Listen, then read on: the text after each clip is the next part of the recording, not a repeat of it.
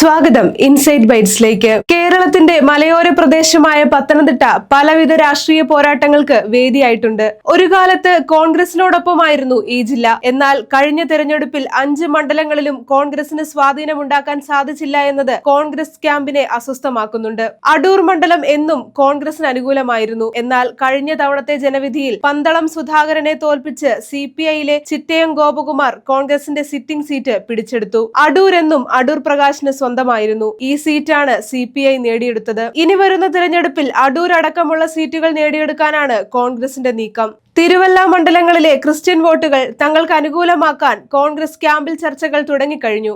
റാന്നിയും അടൂരും ഇപ്പോഴത്തെ ആരോഗ്യമന്ത്രിയുടെ മണ്ഡലമായ ആറന്മുളയും വനപ്രദേശങ്ങളാൽ ചുറ്റപ്പെട്ട കോന്നിയും പിടിച്ചെടുക്കാനുള്ള നീക്കം കോൺഗ്രസ് ആരംഭിച്ചു കഴിഞ്ഞു. വോട്ട് പിടിക്കാൻ ജനകീയ സ്ഥാനാർത്ഥിയെ നിർത്തണമെന്നാണ് കോൺഗ്രസിന്റെ താഴെത്തട്ടിലുള്ള അണികളുടെ ആവശ്യം. ഇക്കാര്യം സംസ്ഥാന നേതൃത്വം പരിഗണിക്കുമെന്നാണ് പ്രതീക്ഷിക്കുന്നത്. പത്തനംതിട്ടയിലെ പല പദ്ധതികളും പാതി വഴിയിൽ കിടക്കുന്നതും ആരോഗ്യമന്ത്രിയുടെ ആരോഗ്യ മേഖലയിലെ പ്രശ്നങ്ങളും ഉയർത്തിക്കാട്ടിയാവും കോൺഗ്രസ് പ്രചരണം. ആറന്മുള മണ്ഡലത്തിലെ ഹിന്ദു വോട്ടിലും കോൺഗ്രസ് നോട്ടമിടുന്നുണ്ട്. ചെറിയ ജില്ലയാണെങ്കിലും വനവിഭവങ്ങളും കാർഷിക മേഖലയ്ക്ക് അനുകൂലമായ കാലാവസ്ഥയും ഉള്ളതിനാൽ തന്നെ പല കർഷകരെയും കോൺഗ്രസിന് സ്വാധീനിക്കാൻ കഴിയുമെന്നാണ് പ്രതീക്ഷ. ക്ഷേത്രങ്ങളും പള്ളികളും കേന്ദ്രീകരിച്ചുള്ള കോൺഗ്രസ് പ്രചരണവും ഇപ്പോഴേ തുടങ്ങിക്കഴിഞ്ഞു.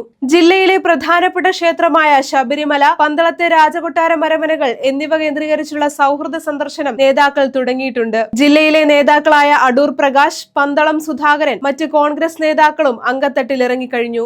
കൂടുതൽ പൊളിറ്റിക്കൽ വീഡിയോകൾക്കായി ഇൻസൈഡ് ബൈറ്റ്സ് ചാനൽ സബ്സ്ക്രൈബ് ചെയ്യുക.